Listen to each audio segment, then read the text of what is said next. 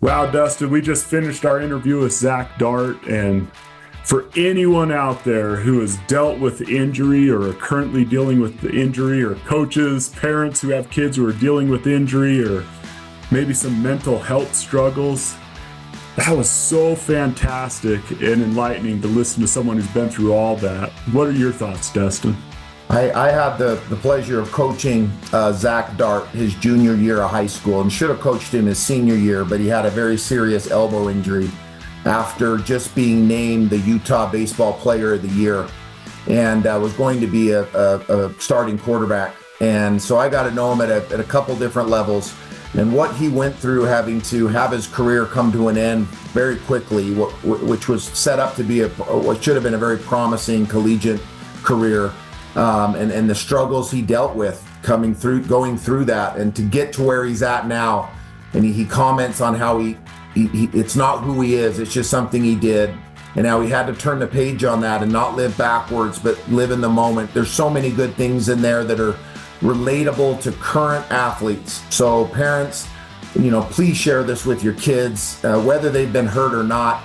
He talks about the process of having to move on at some point to sports, and how there's a lot more to life than the fame and the glory that comes from being an athlete. It's from a kid who's only been out of school for 2 or 3 years. It's awesome. Here's our interview with Zac Dart. Welcome to the Sportlight Podcast for parents, coaches, and athletes. The Sportlight refers to the time in an athlete's life when they have increased ability to affect the culture around them and the increased opportunity to learn life's lessons through sports. This podcast aims to help parents and coaches capitalize on their athletes' precious time in the Sportlight. The Sportlight Podcast is brought to you by Especially for Athletes program.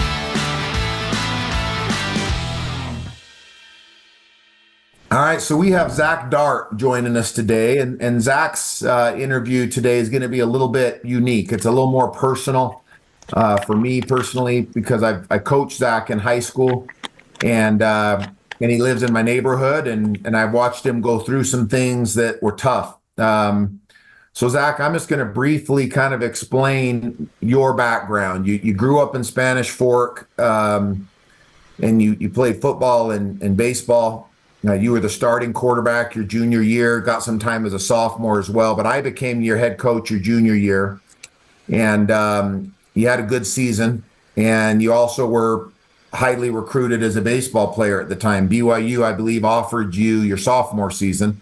The spring of your junior year, your high school team won the state championship, and you were the state MVP.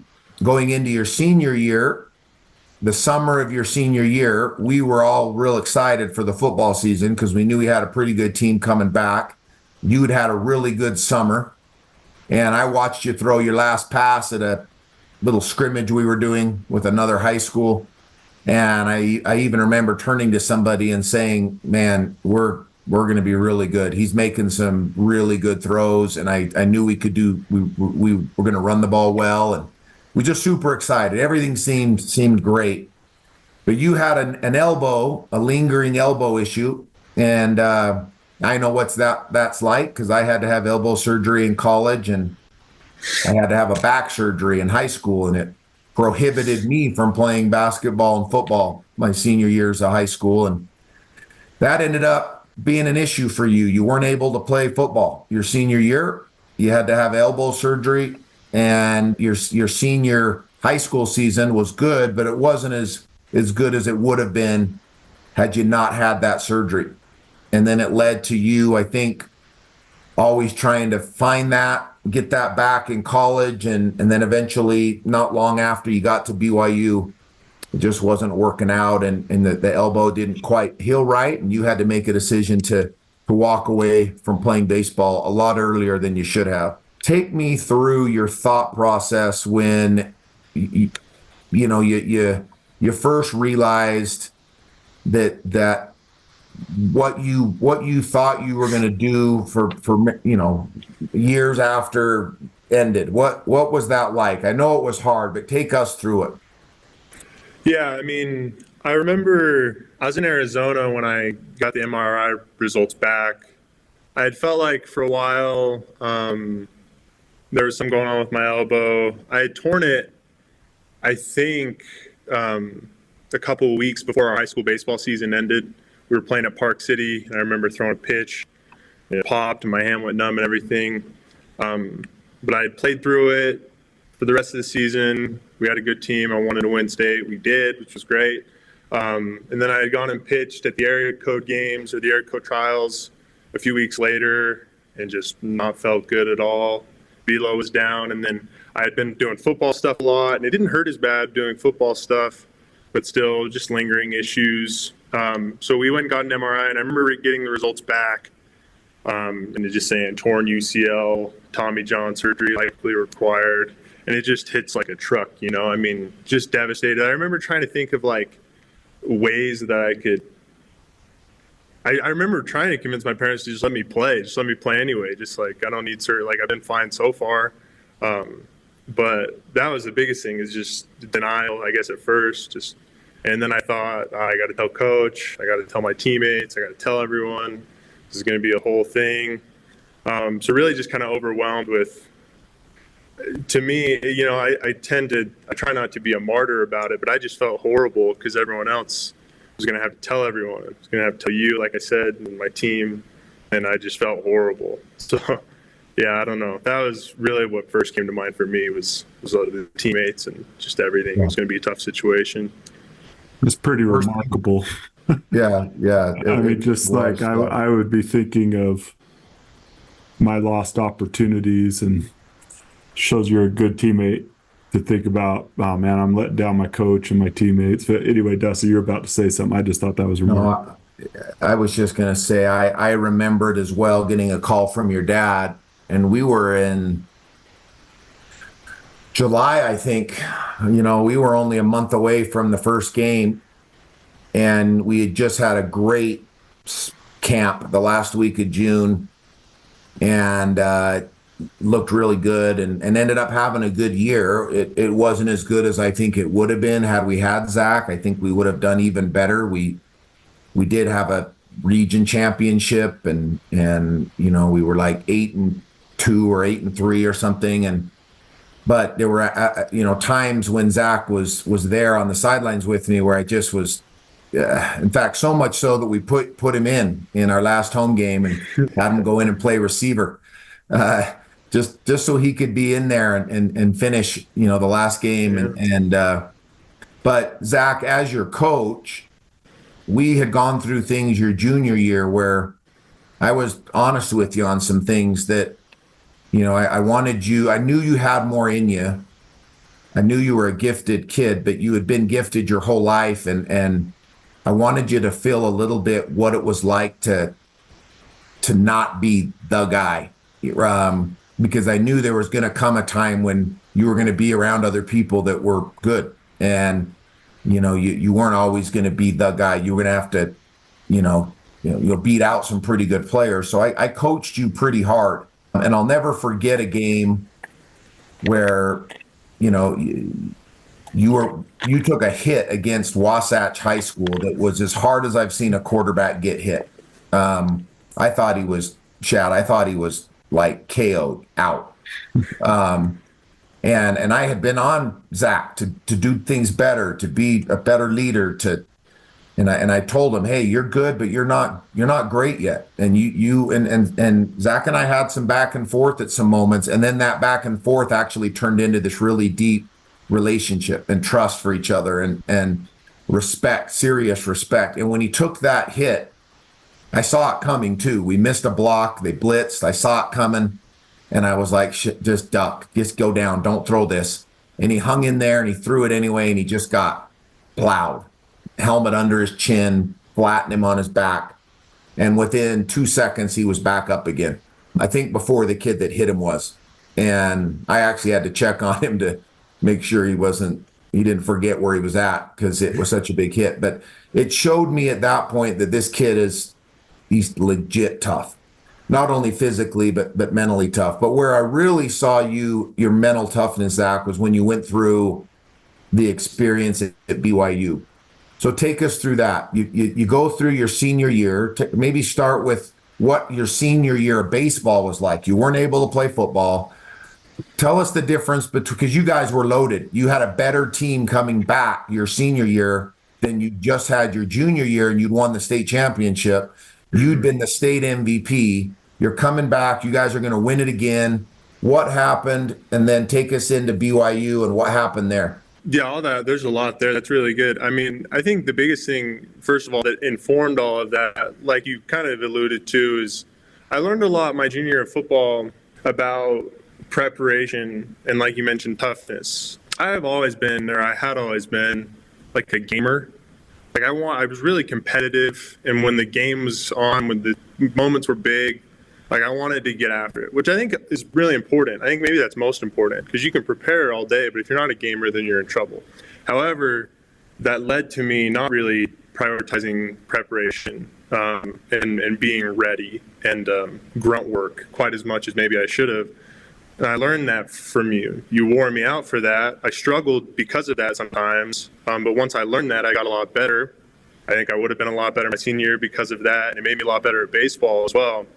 But yeah, so that's just one thing I think about a lot when it comes to our relationship. But yeah, so going into my senior year of baseball, after I'd had the surgery and after I was coming back, my rehab had gone well, kind of. I think throwing on it so long while it was torn led to a lot of other problems in my arm. Maybe made my rehab a little tougher. So I wasn't as good as soon as I wanted to be going into my senior season. And that led to just kind of a lot of a lot of real depression in a lot of ways. That was the first time I started being a counselor, a therapist, because I was really kind of depressed. I was just so frustrated because I felt like I'd stagnated in my rehab. I felt like I wasn't as good as I used to be. If I felt I couldn't lead like I once did. I mean, I was always a leader, especially like football and then baseball my junior year. I felt like I was a leader, verbal, and by example. That was something that I never came kind of naturally to me. And now that I was hurt, that felt hard because I wasn't performing. I couldn't perform, so it felt hard to lead. And that manifested in I didn't play as well. The team was great. I still loved that season. I love those guys, but I didn't play as well, and then we ended up getting knocked out in the first round against Maple Mountain. Biggest upset in the history of Utah high school sports, seeding-wise. They were the 22 seed, we were the 1 seed, and they knocked us out first round, crosstown rivals. And I pitched the last game. I pitched poor. I was in a lot of pain. I was just so depressed, devastated. I wanted to quit baseball. I remember talking to my dad the whole week after we lost and being like, I'm done. I'm going to call BYU, tell them I'm done, whatever. And then I went to North Carolina, the Outer Banks where my mom's from, and spent like a week and just took some time to like reflect and kind of just take it easy, think about it, think about sports, think about baseball, think about my identity. And I got really good at separating my identity as a baseball player from my identity as a person, because I was a bad baseball player this period, at least by my standards, because I was hurt. I couldn't play well. And for months now, that had informed my image of myself. So I was hurt, and so I wasn't able to play baseball, or at least play it well. So then that made me depressed and made me hate myself because I hated the baseball player I was. And then I learned that this is not a reasonable way of thinking of yourself. I was just me. I wasn't a baseball player anymore. And that really opened me up to still play baseball, still enjoy it, but to think of it in a way healthier light. So when I got to BYU, that was the outlook I had. Now, BYU was hard. College sports are really hard. My situation at BYU was hard because I still wasn't healthy. I still had some problems, but at least I was able to approach it with that mindset, which made it easier. And we can get into more, I guess, my experience at BYU in a little bit. But I guess leading up to that, that was the real realization. I started reading a lot. I've always liked to read, but I read a lot of really interesting stuff, which we can get into a little more later, but it was really healthy for me to sort of have that outlook. That's a really important thing. In fact, Max Hall, the Dustin, you probably had that come to mind, but when the Sportlight turned off for Max Hall, he kind of attributes that to some of the mistakes he ended up making when he was on our podcast, that it's like your identity is so tied to athletics that when that shuts off, you don't know who you are, and sometimes you do extreme things to try to hold on to that spotlight as it fades. So I want to ask a question about that before we go on to some of the other stuff. I had a nephew. He's on a mission right now, but is most likely going to play some college football somewhere. Played for a big high school, was a linebacker, one of the fastest on the team, big kid, strong kid. And 3 days before his senior year, his first ever game as a senior in football, he was squatting and tore a hamstring. And I went up and watched him. And I've never really cried at football games, but I'm sitting there in the stands and I'm just seeing him. He has his pads on because he wants to be part of the team. He's the biggest, like you see him on the sidelines. You're like, why isn't that dude in the game, right? And he's walking up and down and just head down. And, sometimes those kids just fade into oblivion, like they all of a sudden were going to be, this is my dream. This is what I've worked for. And then boom, you're doing squats and now you're this irrelevant guy in 5 seconds on the sideline walking up and down and getting water for people. And I sorry for that long preface, but I know there's thousands of kids who will listen to this podcast who will experience that. I know you talked about going to North Carolina and thinking, and then coming back with the realization that your identity was not Zac Dart, the baseball player, but Zac Dart. Can you help us understand and help people who are listening to this who might go through that? Can you help us understand what allowed you to separate those two things? Like, what is it that happened that allowed you to come back from North Carolina as Zac Dart, who also plays baseball, instead of Zac Dart, the baseball player? Yeah, that's a great question. I think the biggest thing was I really had time to consider like my relationships in my life and what had actually transpired in the months leading up to that. And I thought about, being at school and the relationship I had with people at school, or how people might have thought of me at school. And I thought about how people didn't like me or talk to me or whatever because I played sports. That helped. People liked to come to the games, whatever. But I think I hoped and I felt like people talked to me and liked me because I was me. Like, I had good relationships with people. People seemed to enjoy being around me. I never thought of it like that. Like, it sounds silly, but I never thought of myself really as someone who had like a ton to offer outside of that. And I think people didn't see me that way. I think I thought of myself that way, but maybe people didn't see me that way. I've always really loved to read. I love school. I love music. I started a band in high school after I got hurt with some buddies, which was awesome. Like, there was all these things that had nothing to do with sports that I had not given enough credit, if you will.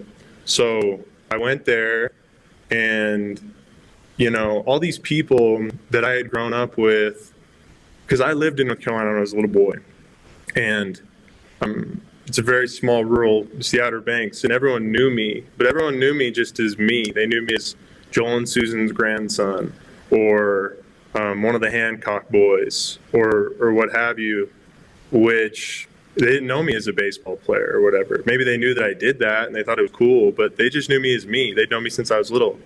And that was so freeing. And they all loved me still. They all, I had such a good time being there.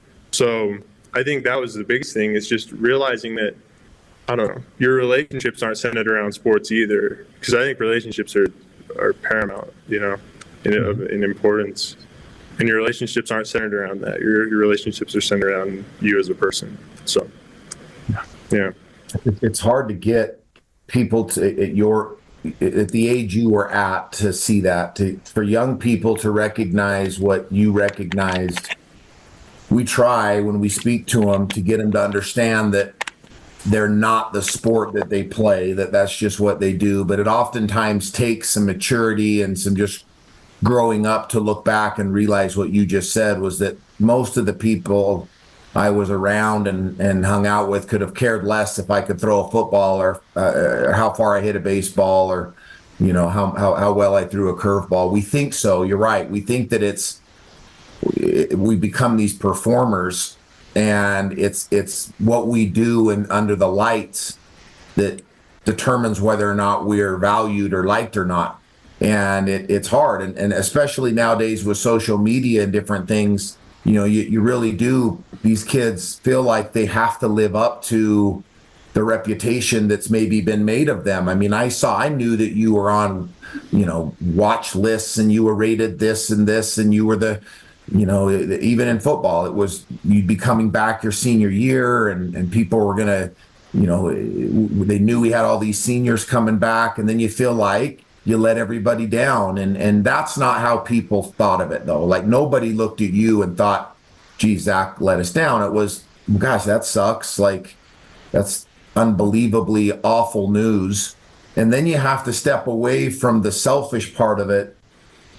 Like, I had to step away from it in that, okay, I just lost a quarterback that I was planning on having a real good year with. And now what are we going to do? Wait, hold on. We'll figure out what we're going to do. But how is Zac?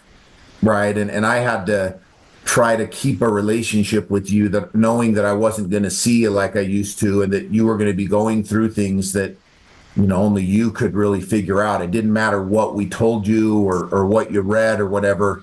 You were going to have to get through this hell that you were living in. And that happens to kids all the time, like Shad's nephew. And every day there's some kid who, today something's going to happen to some athlete or some musician or somebody where something will knock them off the track they were on. And it's just unfair. And it's probably real easy to say, hey, God, why me? That's not fair. I was doing all these things right. And why does this happen? And then we have mental health issues. Zac, what helped you get through the depression? That's a great question. And I think I would add too, because you mentioned getting outside of yourself and checking out how I was doing. I think the biggest thing that helped me in the beginning was getting outside of myself. Like, it was horrible what happened. I felt horrible about it. I was so sad, and till this day, like, there's little things where I'm like, that sucks, But the day after I got surgery, you'll know this guy, Dustin. Taylor Black texted me. The guy named Taylor Black, who's my basketball coach when I was little, texted me and said, hey, buddy, just checking in. Like, how you doing? Whatever. So we text. Taylor's a man. I hadn't seen him in months because he moved. But Taylor texted me.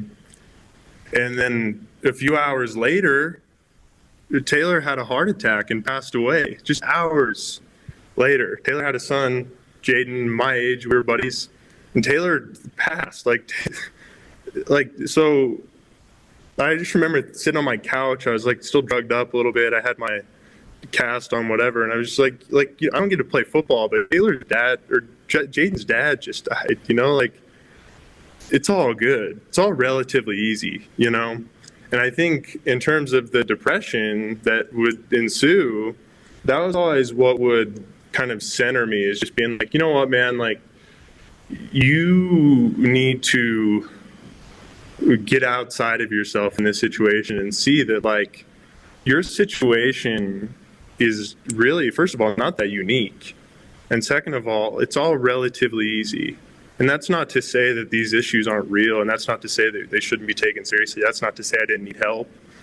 But that actually, even in talking to my counselor, he would say, look, man, like, this isn't that hard. You don't have to treat it as so hard.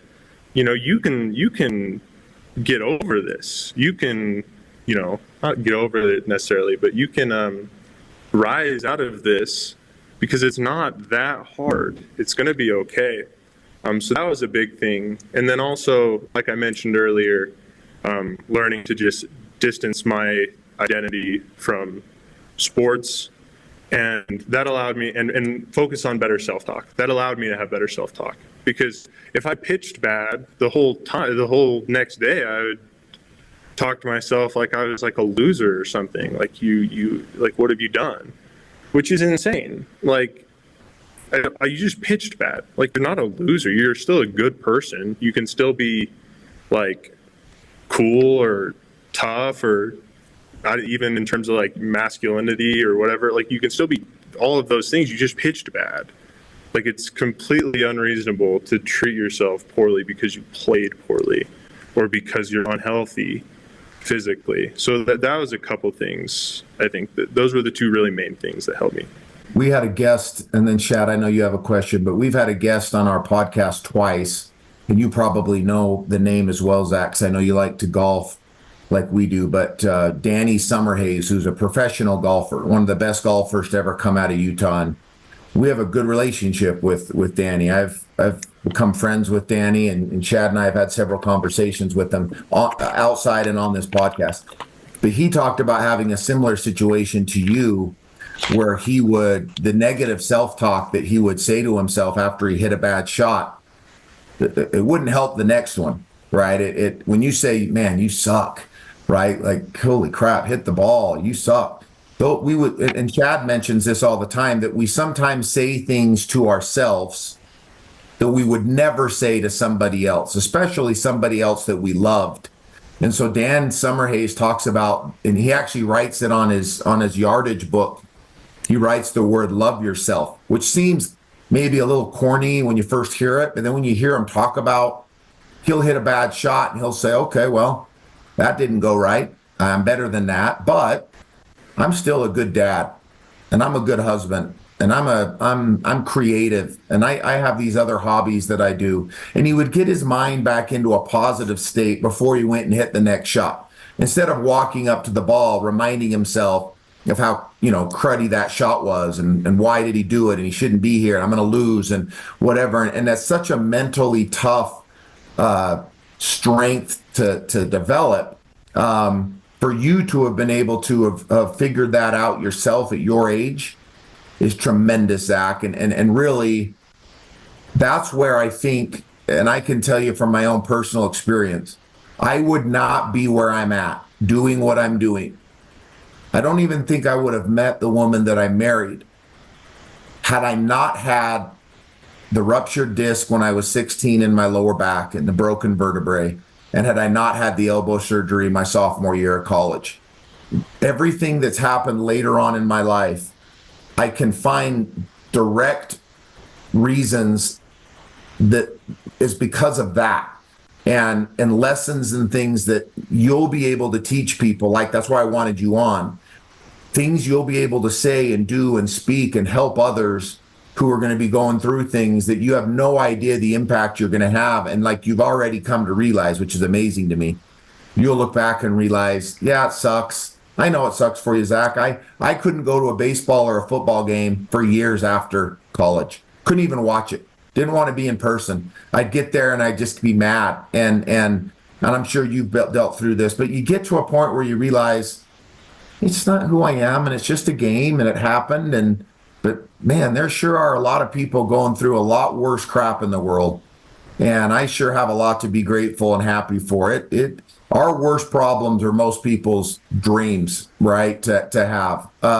Shad, I know you had something to ask. Sorry for taking so long. No, that was great. I don't really have something to ask. I just have something that, I thought I had, so I'm going to share it because I like to pontificate. But, I played with a lot of people that ended up making it to the major leagues or whatever, professional basketball in high school. And the thing I would like to say is, like, those people are insanely lucky. I know they work hard, right? So I'm not taking that out of it. But I hope everyone who makes it to those levels knows how insanely lucky they are. And there's a lot of people who were very unlucky, or they would have that position. For me, I still remember, I'm not even going to mention the college or anything, but Dustin, you played with me, and my whole year coming home off a mission was just riddled with injury. I mean, I had the best fall I think I had ever played baseball in my life. And then I dive for a ball and tear my posterior cruciate ligament. And then that starts getting good, and I dive for a ball because we're practicing in the outfield and we're taking infield in the outfield because in Rexburg, Idaho, you can't even use the infield because it's muddy till May. But I dive for a ball and my thumb gets turned underneath me because of the grass. Now for the rest of the year, I'm sitting there still batting third, still playing second base, like still fighting through injuries, still being somewhat successful, but always feeling like I'm at 60% of what I should be. And then, I get healthy and everything like that, but because of some circumstances, baseball had seemed to pass me by, and I'm sitting there in the stands at a game and I'm watching the second baseman and shortstop of this college, and I'm like, I'm freaking better than you. Like, I am so much better than you, even at that moment. And so I know that's like so Uncle Rico, but the thing that I just have felt impressed with as Zac was sharing his stories, I watched Zac play. I watched Zac win the state championship at, up there at Salt Lake Community College. I watched all that. Like, I knew how great you were. You were on the way to greatness, and sometimes injuries happen. So this is just a side note, Dustin, to some of those who have made it, who've luckily avoided injury or been seen at the right time. For me, it's sickening when people who've made it aren't full of gratitude, and so for those athletes who've made it, just realize there's a lot of work involved. There's a lot of God-given gifts involved. There's also a lot of luck involved. So how about showing some grace and kindness and thinking outside of yourself when you've made it to those levels, because there was a lot of luck. And if you had some of the cards that others were dealt, you wouldn't have made it. So Anyway, that's my little speech that was on my mind, but I think it's important for some of our athletes who aren't dealing with injury, who might listen to this, to recognize. Well, Zac, you ended up going to BYU, and the arm never really totally healed, right? Yeah, not really. Yeah. It was, yeah.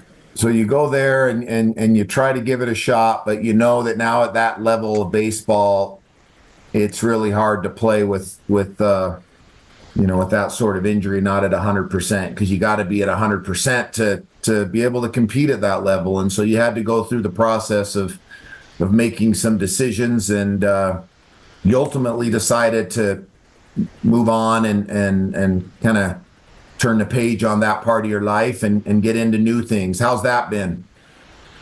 It's been good. I mean, it was hard at first, especially because, I'm not shy about saying, I didn't quit at BYU of my own volition. Like, they told me they didn't want me to come back. BYU, they called me in. They said, we don't have money for you. You need to either go to a junior college or figure something out, because we don't need you here anymore. You're not good enough. So that's like kind of a gut punch, obviously. Even though, I've struggled with injuries and whatever, I felt like, by the time I was finishing up my freshman year at BYU, I really felt like maybe I was finding something again.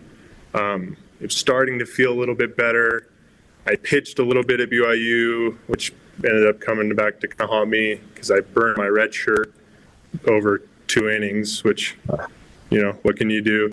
But so a few things kind of happened, and then they told me they didn't want me to come back. So then I was left with the decision: do I go and play somewhere else, which would be harder considering I didn't have my red shirt anymore, or do I hang it up? And I decided to hang it up because, number one, I didn't want to go anywhere but BYU for my education, because that's really important to me, and I love BYU. I love going to school here.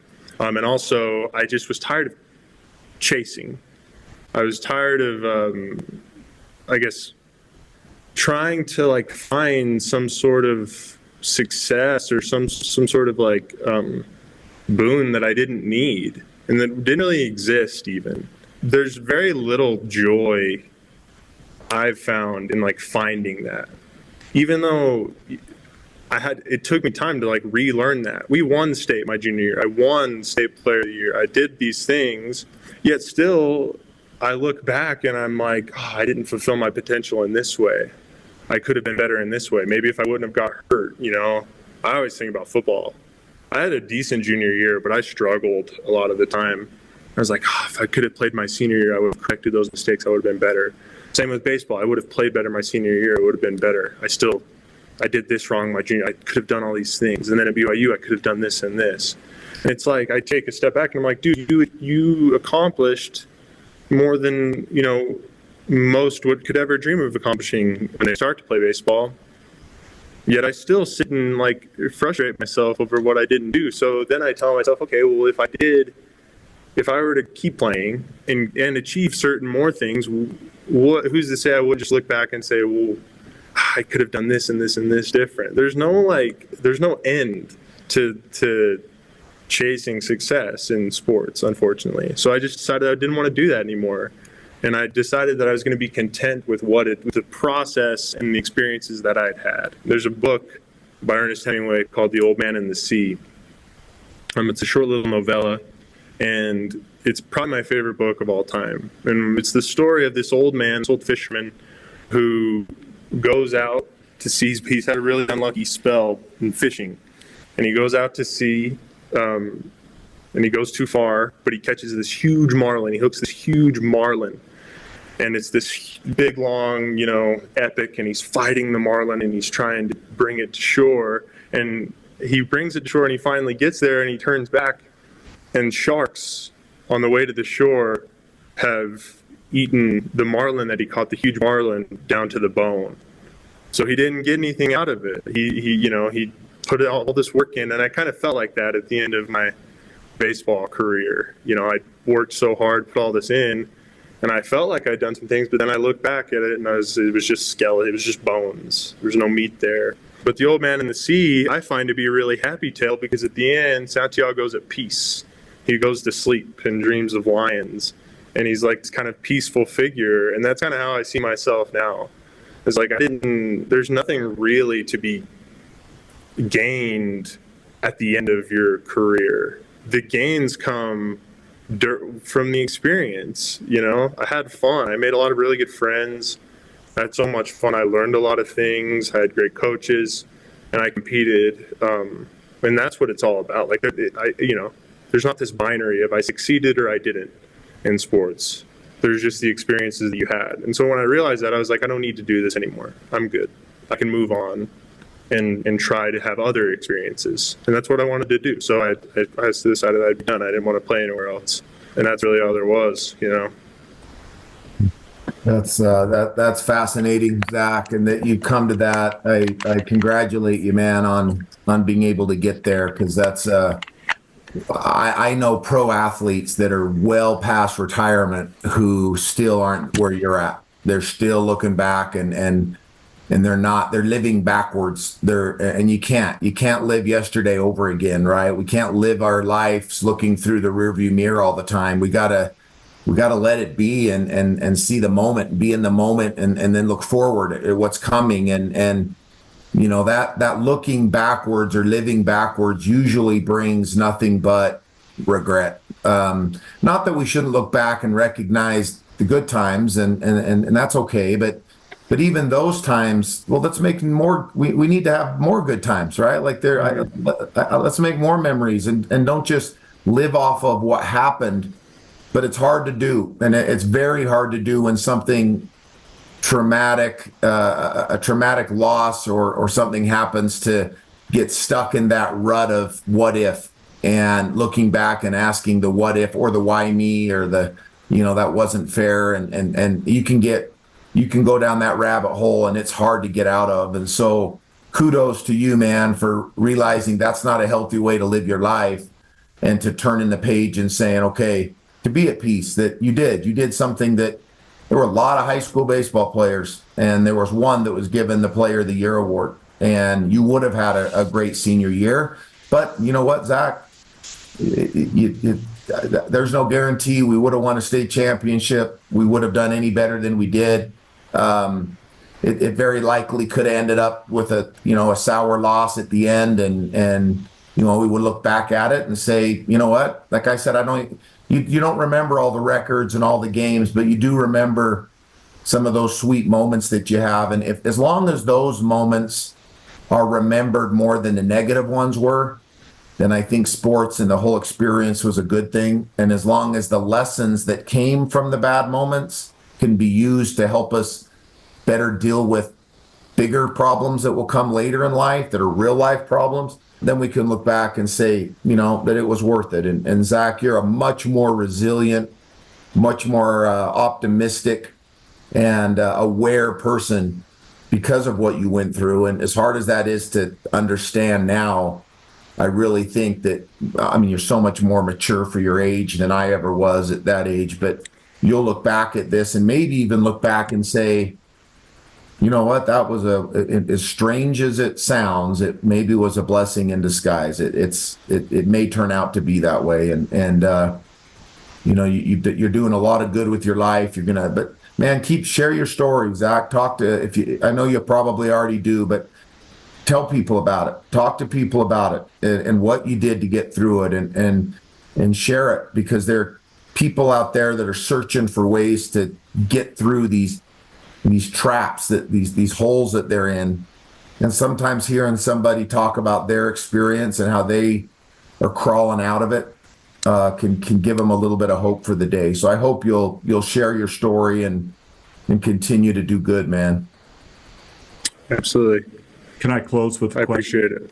Yeah, go absolutely. ahead. Money to wrap it up, man. Well, there are many athletes, Zac, who,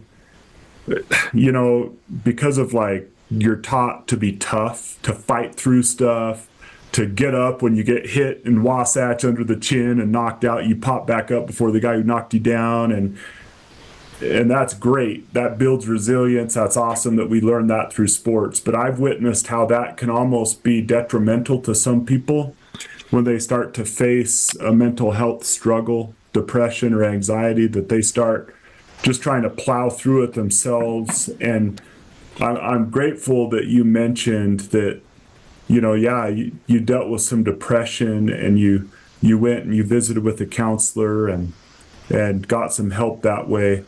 What might you say to a young person who we'll talk to or who will listen to this podcast, they just feel off, they feel sad, they feel that hopelessness, that despair that comes, but they're just trying to plow through, be tough, and they think it's weakness to go see a counselor and ask for help. Is there anything you would say to that kid? Oh, yeah.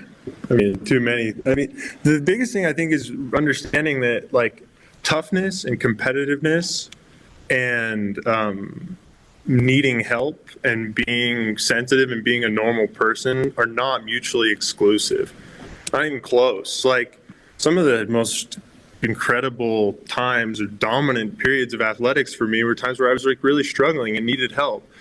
The night before, so we played against, my junior year when we won state, we played against Murray in the first round, best of 3 series, and Murray beat us in game 1. And I went home and had a panic attack, with my parents, seriously, it's serious, hyperventilating, serious panic attack, which I've been prone to other periods. But I was so afraid that we were going to lose. I was crying to my parents, guys, what if we lose tomorrow? What are we going to do? What am I going to do? Whatever. Just this horrible, mental health sort of experience. And they helped me and supported me, as my parents always have. And I woke up the next day feeling a little better, showed up to the park, and we dominated them. We game one of the next day was close. Elimination game, it was close. I came in the bottom of the 6th, and I came in a tough situation, got us out of it, went out the next inning, closed that game out, started game 3, pitched game 3, dominated, if I may. We won the series. I was getting after it. I was, maybe talking a little trash, all these things. I was tough. Meanwhile, I got a torn elbow, all these things. It was a very tough athletic display. I'm tooting my own horn here. But meanwhile, the night before, I'd had a nervous breakdown, like fully. I was so afraid that we were going to lose. And no one who watched me that day probably thought that would have ever happened. But sure enough, I think of other periods, even when I was playing for you, Coach, where maybe I was the tough guy or talking trash because I maybe was a little bit too prone to that when I was playing or doing whatever at the field, and it was positive. But then there were experience, like I was seeing a counselor, I was talking to the school counselor, I was having these hard times. So I don't know. I guess to distill that, it's get help. Help is good. Talk to people, talk to your parents. If your parents aren't receptive, that doesn't mean they're bad parents, but they're misguided. So if they're not receptive, seek help from other sources, professional help if that may be the case. It's okay to seek medication through, reputable sources. All of that stuff's okay. That doesn't make you a worse athlete. That doesn't make you less competitive or tough.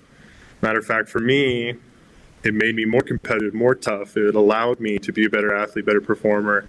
I guess, that's a lot. But toughness, competitiveness, and struggling and needing help are not mutually exclusive. So, yeah. I love that, man. That'll help a lot of people.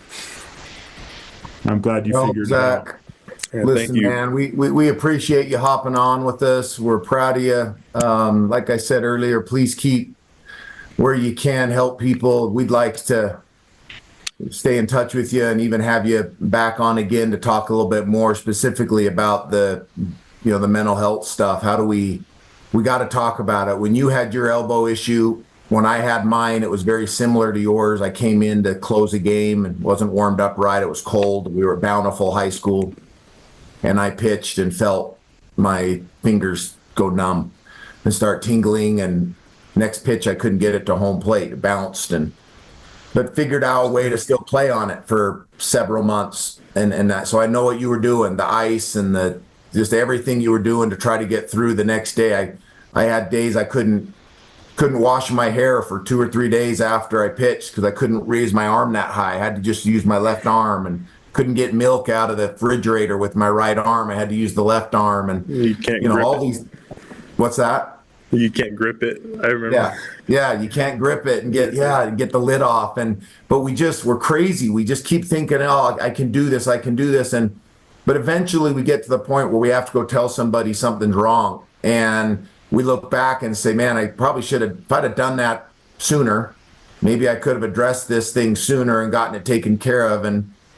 But sometimes you can see that. You can see when a kid, in your case or my case, isn't throwing as hard, or the ball's bouncing before it gets to the plate, and they're shaking their hand after every pitch. And a coach can come over and say, hey, what's going on? Is your elbow bothering you? You're rubbing it, you can see those things. But the mental health thing is tough because it doesn't show itself. Like, you can be a good-looking, charismatic, smart athlete like you were, Zach, and on the outside, everything appears just right? Everything appears just fine.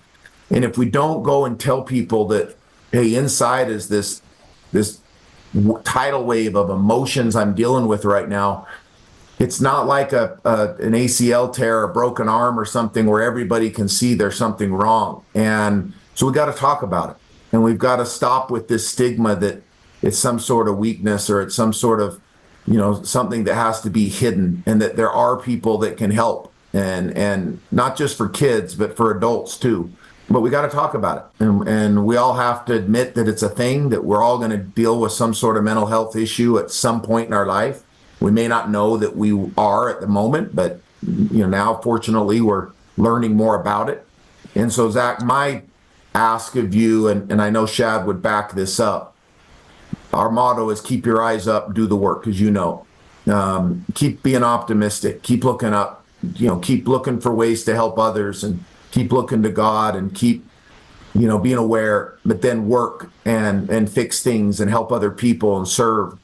That you'll keep doing that as you have been, because you're going to help a lot of people that you don't even realize because of what you went through. And so if we can all be more aware of this idea of keeping our eyes up and doing the work and sharing our experiences and what helped us get through things, maybe we can help others avoid some of those dark moments that that we go through. So and I know you'll do that. But thanks for hopping on with us, man. Yeah, thanks, Coach. Thanks, Chad. Appreciate you guys. All right, man. We'll talk to you later. Everybody that's listening, please, if you like this, please share it. If you know somebody that could maybe benefit from hearing some of the things we talked about, please share it with them. Please like and review the podcast and let people know about it. It helps us, and Zac will be in touch. Eyes up, do the work. That's what's up. Thank you, guys. This has been the Sportlight Podcast from Especially for Athletes, sponsored by Coca-Cola. You can learn more about Especially for Athletes by visiting the website at especiallyforathletes.org. You can also learn more about the book, The Sportlight, by Shad Martin and Dustin Smith at especiallyforathletes.org/book.